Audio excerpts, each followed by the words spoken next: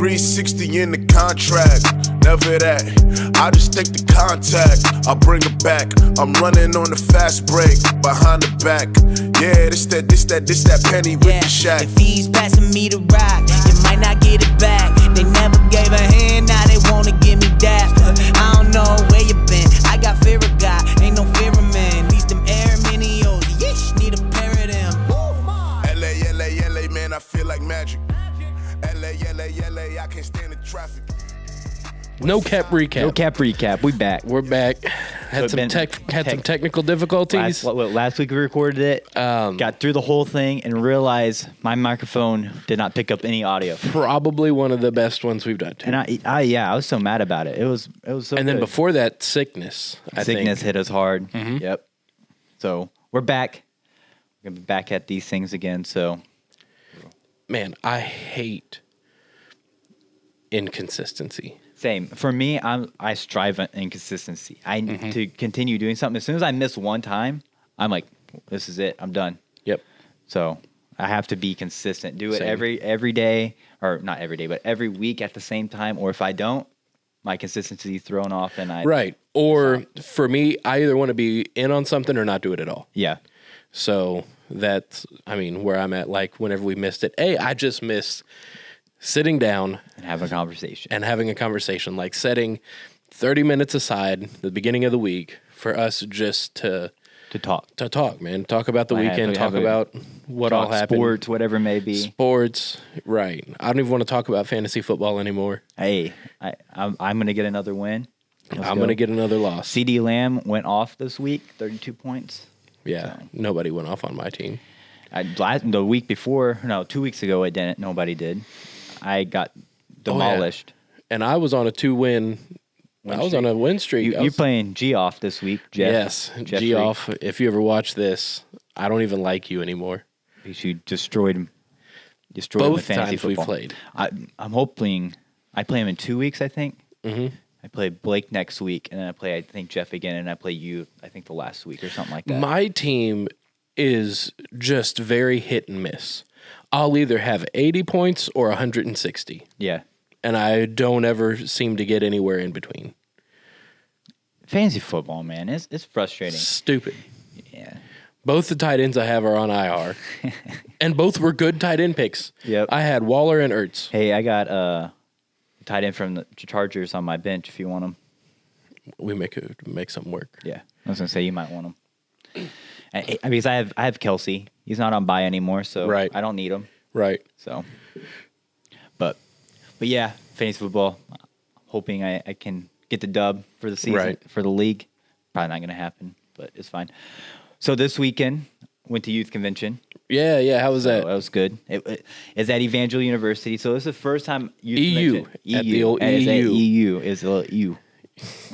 I went to James River College, so like I never went over to Evangel unless I had to go to Evangel, Right. and that's how I felt being there. Like, man, I've never been here. I don't know anything about this campus. I'm wandering around like a little lost duckling. Because in the past it was always at James River Church, and I was like, I knew that campus like it's the back of my hand. Like I knew where to go. I knew how to get around people if I needed to get someplace quickly. Right. Like, I knew all the ins and outs. And here I'm like, I'm just fighting through a crowd of people trying to make it through. I'm like, I don't know where I'm going. I went and helped Pastor Chris and Angie move Lauren in, and I felt the same way. Yeah. I was like, bro, they're like, hey, you want to go down to the blah, blah, blah, blah, and I'm like, The where? sure. What? I don't know where. I'm just following you. Yeah. Like, because if I don't go to wherever you're going, then I'm just going to sit here. Yeah. So, sure. And too, if Evangel, it's on the north side of Springfield. Not the best part of I Springfield. was just getting ready to tell the people watching. Yeah. If you don't know Springfield, north side's kind of sketchy. So I took the students that they wanted Panda Express. Oh, man. So we go into Panda Express. I'm like, Panda, it's always going to be, you got decent food. Right. Not my first choice, but hey, they wanted it. I'm going to take them. Right. So we go in there. In the first 5 seconds of being there, there's this drunk guy higher than a guy. I don't know what he was wrong. What his He was problem impaired, people. He was impaired. Either way, he wasn't in the right state of mind. Right. He was not sober. Not at all. And so this guy is like wandering around. And I'm like, oh great, of course. I go to this one place with a bunch of students on the north side. On the north side of Springfield. Yep. Never a good idea to begin with. Yep. And I'm like, all right, well, now I got to be on the lookout, go in dad mode, like protect these kids because something happens to them, falls on me. Man, we're going to talk about that after you finish this story. Yeah. So I'm sitting there just super alert, what's happening, watching. And I just was like, man, this guy he needs to get out of here. Like, he does not need to be out and this is only at Friday evening, 7 p.m. Right. Like, so not even late. Not even late. Like, yeah. I've been to some places in Springfield late at night, and I'm like, hey, you expect it. Right. It's just going to happen. Yeah, like if you go to Waffle House after midnight, it's just not a good idea. You get what you get. Now, Colton Keys would make a joke. Maybe it was Colton or Edison made a joke. If Waffle House is closed, you need to be home. You need to go find a basement. You need to get shelter because everybody's about to die because Waffle House never closes. Right. But I just saw that talk about Waffle House after midnight. So yeah. But either way, this guy, he's impaired, and I'm like super alert. And then I'm like, all right, watching this guy, and then he was walking. I call it walking. He was stumbling to the bathroom. Right. And what bathroom was it, Luke? Oh, the women's restroom. Of course. The not sober guy is stumbling into the women's bathroom. And I'm like, oh gosh, and one of my students, like, as soon as they got there, female student went to the bathroom, and I'm like, oh gosh, this is not good. He's walking in there, but thankfully she came out right before he walked back there. But I'm like, well, I'm glad she's out of there. And I watch him walk into the girls' bathroom. Not only is he walking in there, but there's 2 other people just hanging out in the girls' bathroom eating pie. I'm like, where did you get pie? You're at Panda Express. I'm like, eating pie in the bathroom. In the bathroom. At a restaurant. That doesn't sell pie. No. Where did the pie come from? And then I think the girls were talking to one of the employees there that was like walking around, like wiping down tables, and was like, hey, like, what's the situation? Because I need to go to the bathroom, but I'm not about to go into the bathroom with a bunch of these people in here because like I'm not gonna, like, nobody's going to the bathroom, nobody's walking to that side of the restaurant. So they're like, okay, so they're asking, so like, what's happening? They're like, oh, the cops are coming, but somehow they got pie, they got ice cream. I'm like, where are they getting this stuff? And why are they eating it in your bathroom? Right. Why didn't they just eat the ice cream wherever they got it at that bathroom? But I was like, whatever. So the police show up, and obviously, you know, they always just seem how to dip out right before the police show up. Like, they got a radar. Like, they're tracking. Spidey sense. Yeah, their spidey senses are tingling, and they say, we got to go. We got to go. So they get out of there, and I see the police come out and say, hey, guys, they went that way. Right. Because I'm like, safety here. I don't want to get hurt. I don't want these kids to get hurt. Like, they went that way. Yep. So that's how youth convention started for us. And like, this is a great start to a youth event. Like, they didn't expect it. I'm the only leader at the moment because Dustin was across town still. So I'm just like, well, this is cool. Hopefully nothing happens crazy. But so that happens. And, I mean, for those of you that don't know, if something pops off, Dustin is the kind of guy. I would rather Dustin be there if something were to pop off. You want around, no offense, more than Luke. I was going to say, if I'm there, you better hope you run faster than me. Like, if Dustin and I are somewhere, I feel completely okay. Yeah. I would say if you were there and with me, like, I would have been fine. Everybody fears the beard a little. Oh, yeah. Respects it at least. Like, if Dustin and I were there, I would feel okay. But with Luke being there by himself, with a group of majority girls, yeah, I was concerned for you. Yeah, and I didn't even know. Yeah. Like, I didn't, I was just like, I'm like, God's hand of protection is going to be upon us, but I'm going to watch as if something's about to happen. Right. Oh, yeah. Like, if something comes down to it, I'm gonna throw some fists. I'm not afraid to, but I'm like, at the same time, I'm like, I don't want to. So I won't say the moment, but a crucial moment in me realizing that youth ministry was not for me was a trip. Yeah. I'm on this trip, and it is me, my wife, Brittany, and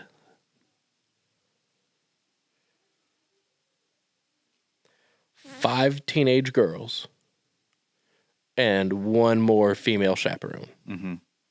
Not a boy on the trip. Oh, no, 1. There was 1 with me. Okay. 1. But he was like senior, almost graduated, so it wasn't really, Yeah. He was more of a, like, youth leader Yeah. type thing, student leader type. Luke, this trip was terrible. Yeah. It went terrible. Where did you go? Des Moines, Iowa. Okay. It was back whenever I was with a different group. Yeah. And that's where their headquarters Des are. Moines, Iowa. So, yep. Think of Des Moines as Springfield. Okay. For AG. Gotcha. So we go up to Des Mecca. Moines. Mecca. Yep. We go up to Des Moines, right? It's winter. Who travels to Iowa for a youth convention in February? Apparently you did. Apparently I did. Snow, Yep. bad weather while we're there, snow on the ground, Yep. snowing, Yep. right? And the kids are like, we want to go shopping. And I'm like, bro, I'm not driving in this with you. Because what they don't understand is, for me, your safety is now my responsibility. Your parents have signed a most likely have signed a waiver Right. for you to be in my custody. Right. The waiver's just saying you're not going to sue the church. Right. You can still sue me at the end Yes. of the day. Well, and your safety is my responsibility. yeah. And I didn't handle it well. Mm-hmm. I was respectful, like I was respectful, and I Yeah. did the best that I could, and we still did, the activities and everything, and we went shopping, but we didn't go to places that they wanted to because they wanted to go farther away across town, and I'm like, no, I don't feel comfortable with that, And not knowing the city that and you're not in. knowing I don't know the city, B, the weather, like I just didn't handle the pressure of that moment well. Yeah. And that was a very crucial moment for me, realizing, hey, youth ministry may not be my calling. Yeah. And it's crazy, man, whenever you're new in ministry and you know that you're called to ministry, but you don't know how. Yeah. And you don't know what. And you don't know where. It's crazy to start feeling like, man, this isn't it. This isn't for me.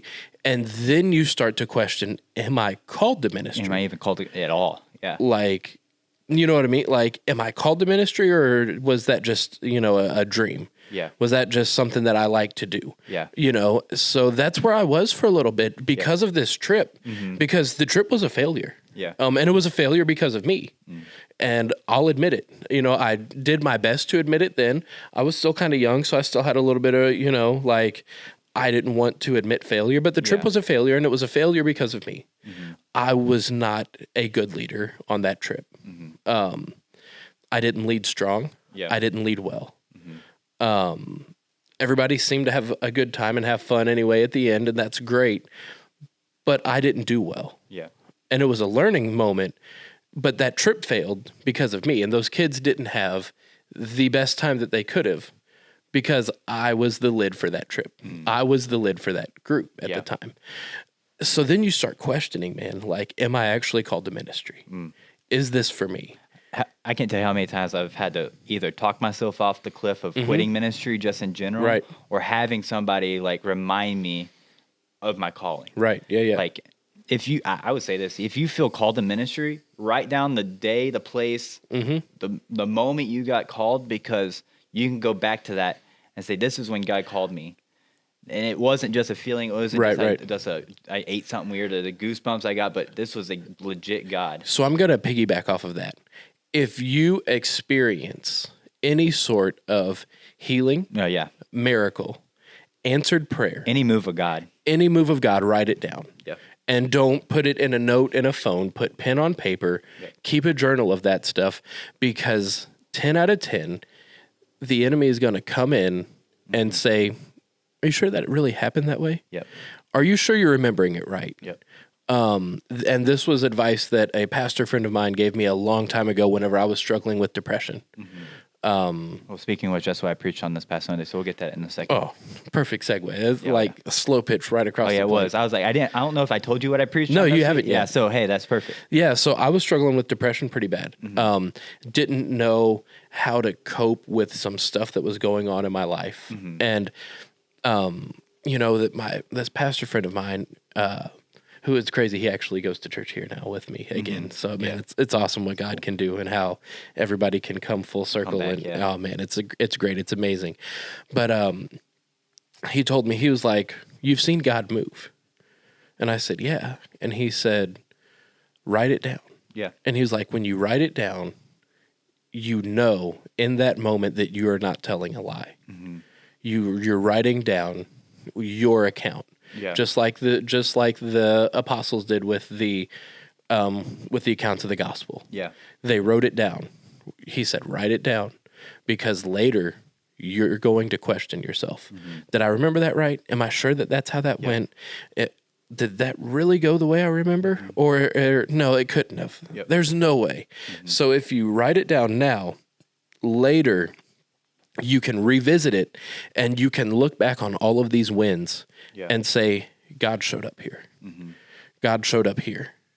God, whenever I was going through that and I prayed and God answered it, he showed up in the middle of my chaos and he answered my prayer. Yeah. And if he did it then, He'll do it again. he can do it now. Yep.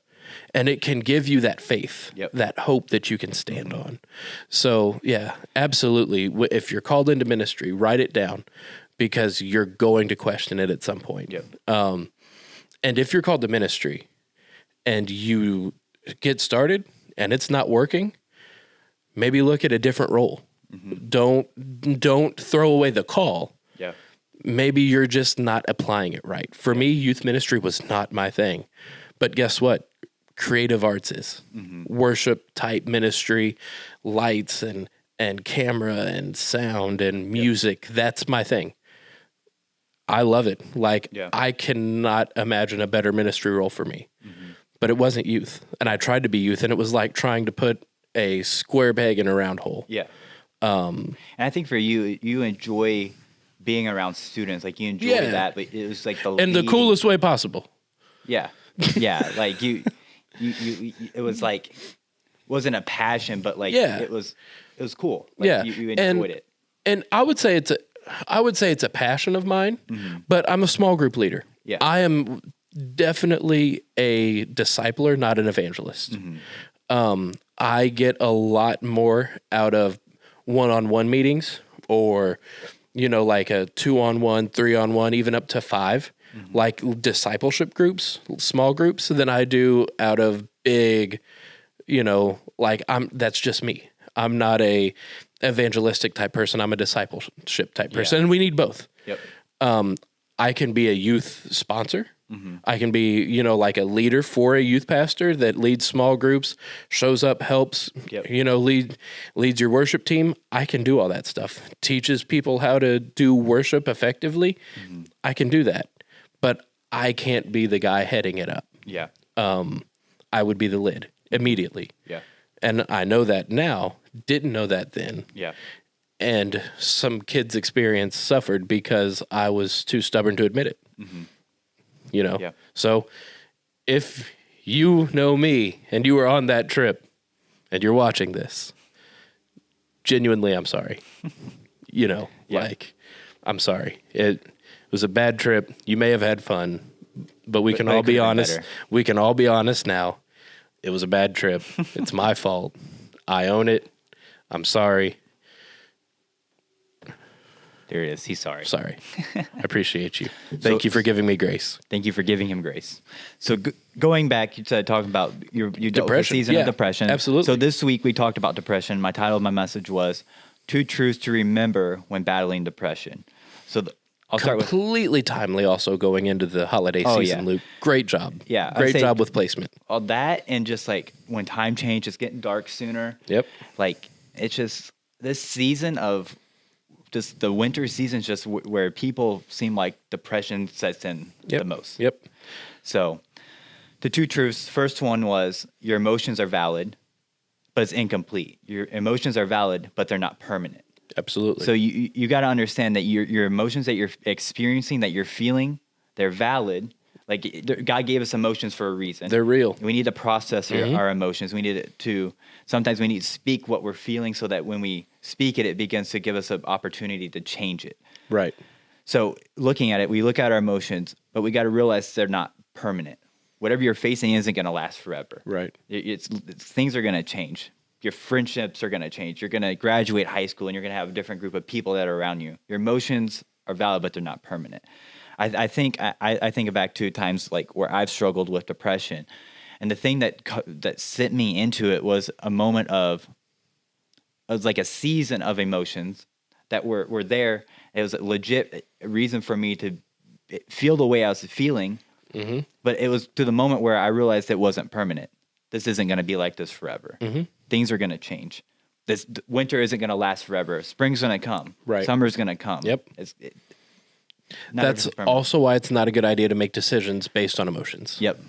Don't make a permanent decision based on your temporary emotions. Yep. Because emotions are real, but they will lie. Yep. Because I think so many times I heard it in church growing up. It's like, don't trust your feelings. Don't follow your feelings. Yeah. And I understand what they're saying, but like what I took that as a student was like, Don't feel.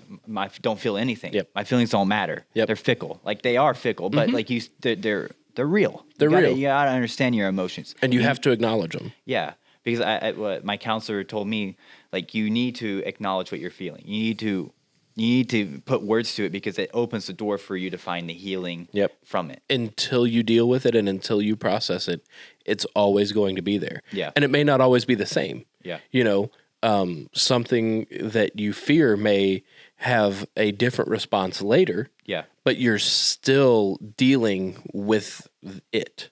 You know what I mean? Like your emotions can do this. Yep. All over the place, you know, fear, joy, happy, chaos. Like you can feel a whole bunch of different things, but you're never going to get rid of the imbalance until you deal with the root issue. It's kind of like trying to put a Band-Aid on a stab wound while the knife is still in it. Yeah. You know, like until you get the knife out of there, you're not going to heal. Yeah. And talking with that is like when you have a sore throat, people tell you to go to the doctor. Yep. When you break a bone or get a cut, they tell you to go to the ER. Yep. Like you need to go to those places to get better, to get healed. And the same is true with your mental health. Yeah. You need to go to a doctor maybe to get a medication to get your chemical imbalance balance. Because some things are legit chemical imbalances It's a in the head. biological issue. I am not a huge proponent of antidepressants for a permanent use. No. I think it's a temporary fix to help you get better. Absolutely. Because there are some people that are so bad. Again, it's like putting a Band-Aid on a massive cut. Well, and there are people that are so bad right now that it's not just a cut. They need a tourniquet. Yep. And lining that imbalance out can be a tourniquet. Yeah. You know what I mean? For right now. Yep. But you still need to process through what's causing the depression. Yeah. And then that also goes to, you need to go to a counselor. Right. You need to talk to somebody. And that's don't trained just in that. become dependent on a medication. Yep. And again, like I have high blood pressure. For me, what I need to do is, yes, take my blood pressure medicine, but also work on changing my habits. Yeah. That way I don't become dependent on the blood pressure medicine. Yeah. Now, if I lose weight and, you know, like I address my eating habits and all of that stuff, then you won't need the medication. I may not. But if I still do, well, now I know that it's not bad eating, that it's not bad eating habits, that it's not lack of exercise. Like I have ruled out everything that I can on my part, and there's just something going on with my heart that needs medication. Yeah. You see what I'm saying? Yeah. Like there's a difference between like, okay, you're dependent on medication and okay, there's actually something going on. Yeah. But you have to start the medication and then address everything else. Yeah. And make sure that, oh, hey, well, this was the root of it the whole time, and we fixed that, so you don't need the medication anymore. Yeah. That should be the goal for every doctor with every medication, in my opinion. Yeah, I agree. You know, to do whatever you can to holistically fix you. Yeah. Rather than, you know, medications. Yeah. Medications can help immediately right now to where nothing no catastrophe happens in the immediate future. Yeah. But let's work on getting you to where you don't need medication. Yeah. And then sometimes you just do. Yeah. And guess what? There's no shame in that either. No. Some of the most fit people I know actually take blood pressure medicine because they have high blood pressure. Yeah. Because they just have high blood pressure. Yeah. And, you know, there's no shame in that. Yeah. So I know some people that have to take, you know, medication for mental I want to say mental illnesses, but it's not always illnesses. No. Sometimes it's just conditions. Yeah. And you know what? That's okay. There's no shame in any of it. So if you're watching this and you are struggling with something or struggling with, like, man, I have medication, but I don't want to take it because of blah, blah, blah. Man, there's no shame in taking something that's prescribed to you. Yeah. Absolutely not. And there's no shame in going to a counselor. There's absolutely talking through no what shame. you experience, because there may be situational causes that's caused you Yeah. to be this. You need to talk to someone and help. have Now, them help I would you get recommend a Christian counselor, I would- a yeah. faith-based, I would too. Faith-based Yep. counsel, Yeah. psychiatric, whatever. If you can do faith-based, always do faith-based. Because sometimes depression can be a spiritual attack too. Right. Because, Absolutely. And if a counselor were to look at the other issues and not even look at the spiritual side or give you tools to fight the spiritual side, you're missing out on something that you could easily probably defeat if you were to turn to God. So a and counselor Christian that I went to, whenever I had one of my, bouts with depression, if you want to call it that, we would first address the mind, and once we would get the mind clear, we would then address the spirit. She was great, and she would say, "Okay, we're going to get your mind clear. That way, we can the human side can clearly look at the spirit and see what's going on in the spiritual." Yeah. So we would first address the mind, and then she would say, "Okay, now what is the root of this?"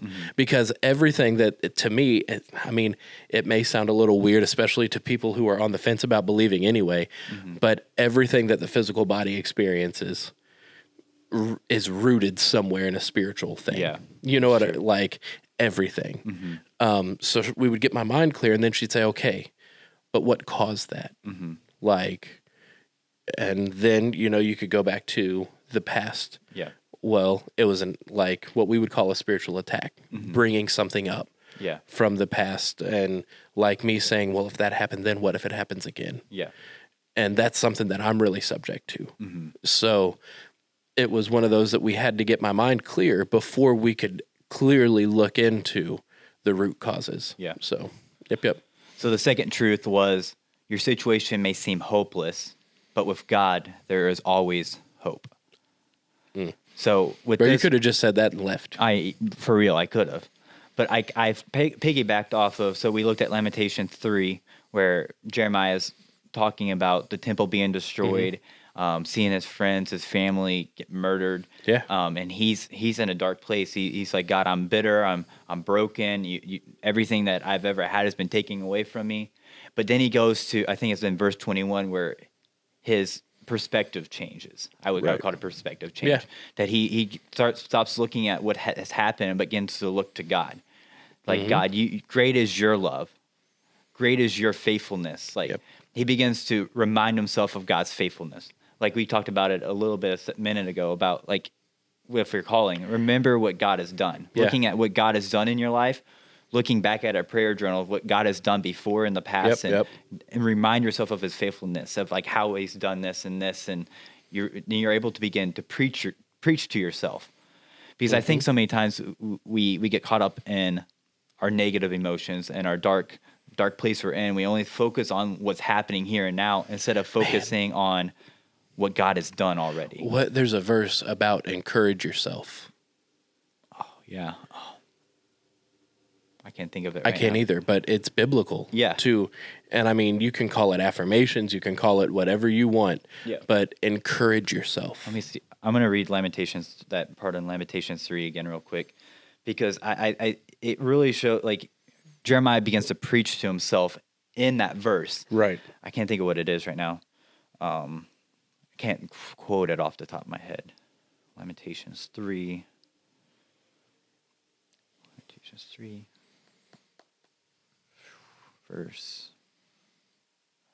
Verse 24, it says, I say to myself, the Lord is my inheritance, therefore I will put my hope in him. So he goes from, I'm hopeless, to saying, I'm putting my hope in you, God. Because I'm reminded of what you've done in verse 22 is where the faithful love of the Lord never ends. His mercies never cease. Great is his faithfulness. His mercies begin afresh each morning. I say to myself, the Lord is my inheritance. Therefore, I will hope in him. Right. He reminds himself of what God is, who God is. And he says, and because of who God is and his faithfulness that he has shown me, I put my hope in him. Right. And also when you look at the Hebrew word that was used there, like the love there is like Hebrew words, you can't just translate into one word. Yeah, Like the word love here is very loosely, like that's the best they could do to put to it. Yep. But really the word love means it's like reminding of the commitment, the covenant that God has promised to us. Like this is what that love means. His love never ends. His covenant, it never ends. Yep. And then also in the NIV, I can't think of the word, compassion. It talks about, it's the root word of Ramaka, I think is what it is in Hebrew, but it's the root word of womb, the mother's womb. Yep. And saying like his compassion is like it's your security. Yep. It's your place where you grow, where you flourish. Yep. So his love is a covenant to you, and in his love, in his compassion, you begin to grow. It's your security blanket when you're in a dark time. It's the comfort. It's home. Yeah. Man. Yeah.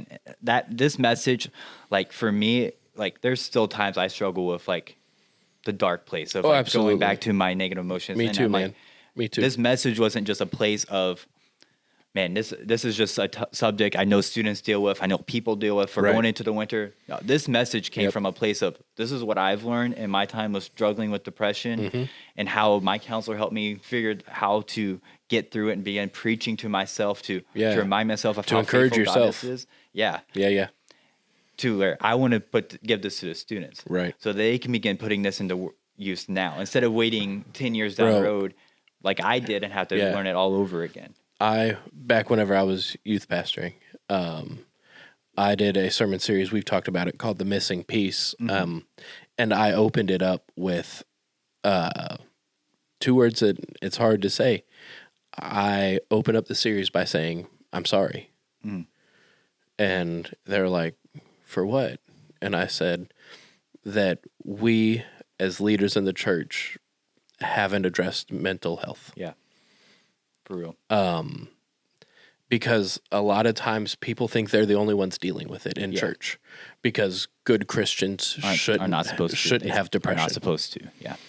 And I said, not only are you not the only person here dealing with it, you're not the only person in this room, and you're probably not the only person in your row that is dealing with depression right now. What's the stat? Like 1, 2, and 3 students struggle with depression, I think. So I said, I'm sorry, guys, that and the thing is I took the same aspect on, the relationship and those talks is they're going to talk about it. Yeah. They're going to hear about it. By not talking about it because it's not a fun topic, all we're doing is making sure that our voice is silent. Yeah. Making sure that the voice that can actually give them answers is silent, not hearing something from their friends. Yeah. Not getting advice from a friend's older sibling or something like that, that could lead them astray and cause them to have issues even 20, 30 years down the road. Yeah. If we don't say anything, all we're doing is making sure that our voice isn't present in the conversation. Yeah. So we need to talk about the relationship topics. They're hard, but we need to do it. We need to talk about mental health. It's hard, and nobody really wants to talk about it because, especially as Americans, we want to show that we have everything together. Got all our ducks in a row. But we don't. Yeah. And we're just lying to ourselves. We need to talk about it. And that's what the enemy wants. He wants us to be silent on these issues. Oh, yeah. Because he wants Too blessed to be isolated. stressed. Yeah. I hate those one-liners. Oh, man. Too blessed to be stressed. What is another one? There's that's several similar? of them. There. But it's like the enemy wants us to think that, and then he uses that to isolate us because he knows if we're isolated, it's so because much everybody easier to puts on stay there. everybody puts on a good front. Yep. So, and I mean, people are good at it, man. You can have friends that are going through some tough stuff, Yeah. and you'll never know because they're hiding it that Yeah, I well. was gonna say that's how I opened my sermon. I was talking about a friend I had in high school Mm-hmm. who I didn't know this for the longest time, but come to find out that he was struggling with depression. But he was the guy who was always making people laugh. He Mm-hmm. Oh, was yeah. always like loving. It typically is. The funniest Yep. ones usually are. I mean, Robin Williams. Yep. I mean, there's a whole There's a list whole of them, list, yeah. man. But I mean, I'm sure, like, and the bad part is a lot of these students have probably already lost some friends due to like suicide because Yeah. of depression, man. Yeah. So it's not unheard of. No. Even at that age. And your friends can be hiding it real well. Yeah. Check on your friends. Yeah. Check on people. Check Yep. on your friend. Check on the funny one. Check don't- on the happy one. Yeah. Don't just take, oh yeah, I'm good, man. Or, Yeah. I'm good. Ask Don't just why. take that. Or- are you like You how sure? how's your soul? That's a Yeah. good question. How- How's your soul? Like is your soul you're like, yeah, I'm good on the outside, but your soul, if your soul is heavy and it's Guarantee you, if you say, "How are you doing?" and they say, "Oh, I'm good," and then you say, "No, how are you doing?" Mm-hmm. You'll get a real answer. yeah. Or at least a more real answer More that real can then answer. lead to a conversation. I was like, for me, depending on the person, like, I'll give the I'm good, and I know there's some people who be like, no, Luke, really, how are you? And then I'm like, okay, Right. this is what I mean, I'm really I've done that with experiencing. you. Yeah, Like, how you doing? Good. No, man. How are you doing? and that's And then we talk a little bit. Yeah, and I was gonna say that's a true friend. Yep. That's what a true friend does. Like they don't Yep. just take the generic answer, like, oh, they're doing good. They said Right. they're good. No, but they like maybe they just sense. And you that- can say you're good with a smile, yeah. but Christians are the best at faking. oh man, Like, oh yeah, I'm good. Like everything's Christians could all win glory Oscars. to God. Christians could win Oscars, man. Yeah, And then if you are dealing with something, especially if you're new to the church, new to Christianity, you're going to feel like you're on an island. Yeah. Because everybody else has it together, but they're they got all all, the Christianese down. I won't say all, 90% of them are just faking it. Yep. And I'd say probably 100% are faking it sometime. At But some point, yeah. but I'd say probably, 20, 30% are probably actually in a good spot Yeah. at that point in time. But everybody's faked it. Yeah. Everybody's faked it at one point. I've done it. You've done Oh, it. yeah. Yeah. Yeah. And especially in leadership, Like that's the thing. we got to have a good day even if we're not having a good Oh yeah, day. you could be broken on inside, but you got to put that smile on. If Yep. it's a Sunday, you got to put that smile on. And Yep. Sunday, Wednesday, anytime you're do leading your everything team, that you've done get- with a smile. you got to be strong, man. Yep. But When you've done all that you can to stand, keep on standing. just keep standing. Yep. But if you are struggling, get help Get help. and know that you're not alone. You're not alone and there's no shame in it. There's no shame in it. Yep. It's not a sign of weakness to get help. It's a Nope. sign of wisdom. And I mean, you can talk to either of us, but I'm no counselor. Neither am I. I can help you to an extent just because I've been helped through it. Yeah. But I will point you to a faith-based counselor. Me too. And I mean- I meet with a faith-based counselor every other week Yep. now, and I would recommend him to anyone. Yeah, yeah. Because yeah, The one that I met with is no longer, No longer. seeing patients. And I hate that. Yeah. But yeah, I mean, I'll talk with people as much as I can and help Yeah. them out, but I'm not a counselor. and to it for me, I don't ever want to go into it and be like we had the pastor hat on the whole time of like, here's this scripture you need to quote over yourself. Yeah. I'm like, yes, I believe there's power in scripture Yeah. quoting it over yourself. I mean, we talked about it. Encourage yourself. Yeah. We, But at the we end have of the to do day, it. I know it's not. It doesn't seem that easy, and sometimes it could offend somebody because they're like, "Oh, they're just giving me the Just a the generic Christian biblical- answer." biblical answer." Yeah, Yep, yep. and I'm like, it isn't that, Right. but you just got to know if you come to a pastor, That's what you're going at to the get. end of the day, that's what you're going to get, Right. Because that's what they're trained in. They're not Yep. trained in counseling people. They're trained. I've in always said that if giving I the word.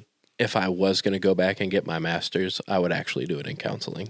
To be honest with you, I started after I graduated James River College. I switched my degree from like youth ministry to counseling for a little Mm-hmm. bit because I was in a season of questioning if I was called to ministry. So But this makes sense. Do you know what 100% of people that go into counseling need? what's that? Counseling. They're trying to fix themselves. Yeah, Like it's a legit study, Yeah. and every person that goes into counseling is going into it with the idea of trying to figure Maybe I out. can learn something that'll help myself. Yep. Yeah. And then through the process, they just end up helping other people, I didn't know that. which is also why I wouldn't be good at it. And I figured that part out because I would take on the problems of every single Yeah. patient, Yeah. and I couldn't do it. I understand that. I couldn't check it at the door.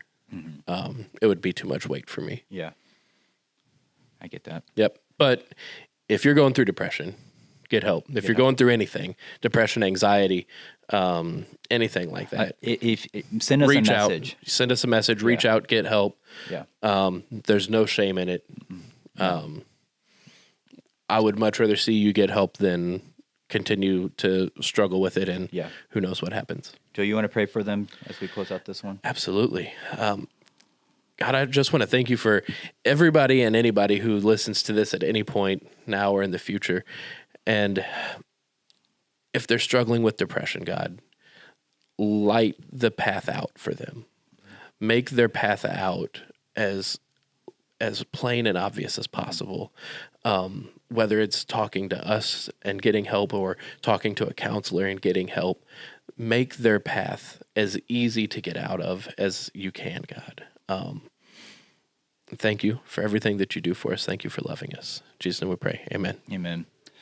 Thank you so much for joining us for the No Cap Recap. No cap recap. We'll Luke see you. sprung a prayer on me, boys. I did. Hey, I'm the best at that. I'll just be like, I'll call out anybody and everybody Yeah. to pray. Yep. It's my favorite is to do it to the person who's like, I can tell they don't want to pray, Oh, yeah. but I'm like, you got it. Yep. Because to me, I'm like, whenever I was That was me as a when kid. I was never at wanted to USU, I was pray. like, I never wanted to pray, but Yep. as soon as someone called on me to pray, like Let's it helped go. me grow. Yeah. Oh, yeah. in my Yep, as yep. a Christian, because I realized it isn't as hard as I thought it was going to be. Right. And it's just communicating with God, just Yeah. talking. It isn't. Yeah. We always think it has to be thee, thou, how, Lord, Right. great. No, just talk to God. Yep, Isn't that yep, hard? yep. There's a free one for you. Just talk to God. Yep. Absolutely. I mean, I wouldn't cuss, but Yeah. Don't do that. But well, I mean, if cussing is a normal part of your vocabulary, I God. wouldn't use that during the prayer. Well, But there's a band that did a song that had a cuss word in it. It was like, there's a lot of them. I mean, a Christian band, and I was like thrown off by it, but like they said, it was like their prayer to God. I was like, then write a different prayer. Hillsong has done some edgy stuff. Andy Mineo has. Yeah, yeah. I think everyone does a little bit of edgy everybody, stuff. everybody got a little bit of edge. So, All right. Cool. No cap recap. No cap recap. Glad to be back. See y'all later. See you.